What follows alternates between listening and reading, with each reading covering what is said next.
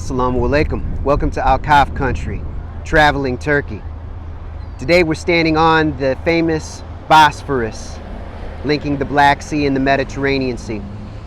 So let's think about Istanbul as a bridge between Europe and Asia, between northern Eurasia and the Mediterranean and beyond. So as far as being a bridge, this area, so we're standing in Europe currently with Asia directly behind me. To my right, we would get to the Black Sea if we traveled up the Bosphorus a ways. To the left, we would hit the Sea of Marmara and then the Mediterranean beyond that. So this is an area where it is a water bridge linking northern Eurasia with the Mediterranean, so that includes the Middle East and the North African coastline. It includes the entire southern Mediterranean of Europe. So it links Russia and the Ukraine and these areas with Egypt, with Syria, with Algeria, with Morocco, with Italy, with Greece, with Spain, and then with the Atlantic cultures of North and South America, and then through the Suez Canal or the Panama Canal over in the Americas in Panama, then linking this area to the north with various areas of Asia.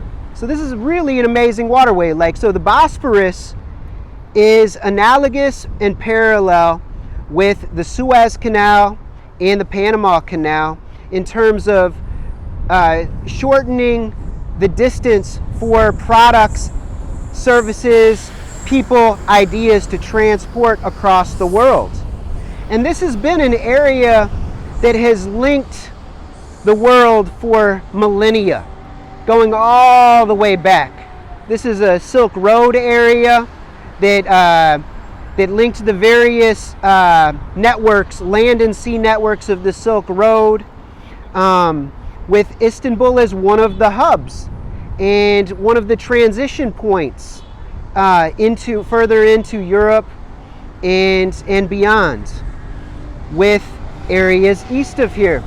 So if we just think about Istanbul as a bridge, then it's going to be transporting goods, people, services, technologies, religions between east and west and across space and time. It would also transfer, this bridge is a bridge that would transfer various genetic seed lines.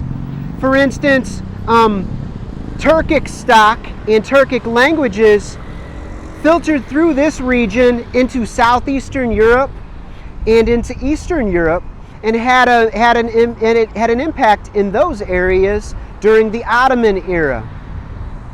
And then many Greek ideas and Greek genetics transferred through this region as a bridge from the Peloponnesus and Greece proper, and into this region and into the inner Aegean region, and through Greek colonies all the way around the Black Sea region, which then had an impact on the Slavic peoples and their developments, which had an impact on various peoples of Anatolia who were native inhabitants, indigenous peoples preceding the Greeks, and then had Greek influence. And then we see during the Roman era, this area becoming Christianized, and this is historically one of the most important Christian locations, and still is to this day, with the Hagia Sophia being symbolically important to the entire Eastern Christian world, and it's also very important to the Muslim world. And so this was a land bridge transferring Islam into Europe and transferring Christianity further into Asia. So we can think about this in a number of different ways, but let's consider that Istanbul is a bridge, a land bridge connecting Europe and Asia, and then a sea bridge connecting northern Eurasia with the Mediterranean basin and beyond. So this is, and here in Istanbul, you can see many evidences of these connecting points. Like I mentioned, the Hagia Sophia is still very important for Christianity, and it is a bridge connecting to Islam through the great architect and builder Sinan, who came from Christian lineage. He was converted at a very young age into Islam, and then he becomes a military engineer. And then through his military engineering, he's a great bridge builder, to get back to our bridge metaphor. And he took the Hagia Sophia as very fundamental to the design work that he engaged in over a number of decades. And he had a tremendous impact on Ottoman architecture and beyond.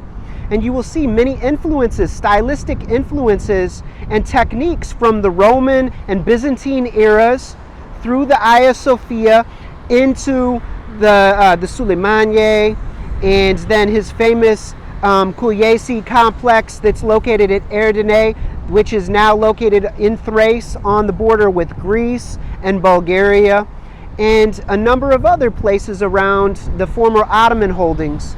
So he becomes a bridge linking Christianity and Islam. So again, we've got this whole bridge metaphor that works, and where the two seas meet, the seas of soil, the seas of salt through water. So this is a very interesting place to stand in space and time. And then the modern Republic of Turkey is linking the old and the new, is linking the Turkic peoples, the Turkish peoples, to the European peoples. So this is a bridge still between Asia and Europe, between Europe and Asia, a transfer of information, transfer of technology, a transfer of seed lines, a transfer of ideas and ideologies, a transfer of techniques, a transfer of religions and spirituality.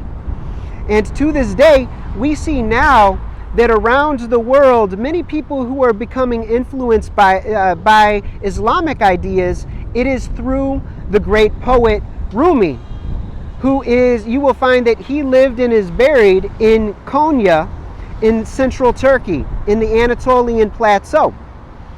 And this is something that we're going to discuss a little bit more later, but he is now a bridge for many people who are entering into Islam. They're reading his poetry, and then through him, he's always pointing you to the Quran through his beautiful poetry, and to deep, not only deep Islamic spirituality, but deep human spirituality, and also to the Khorasani ways that are present within him and his teachings. So let us continue to think about Istanbul as a bridge, and it's also a city of bridges. Like here we have a giant bridge connecting Europe and Asia, and there are many along the Bosphorus and beyond. So until next time, assalamu alaikum wa rahmatullahi wa barakatuhu.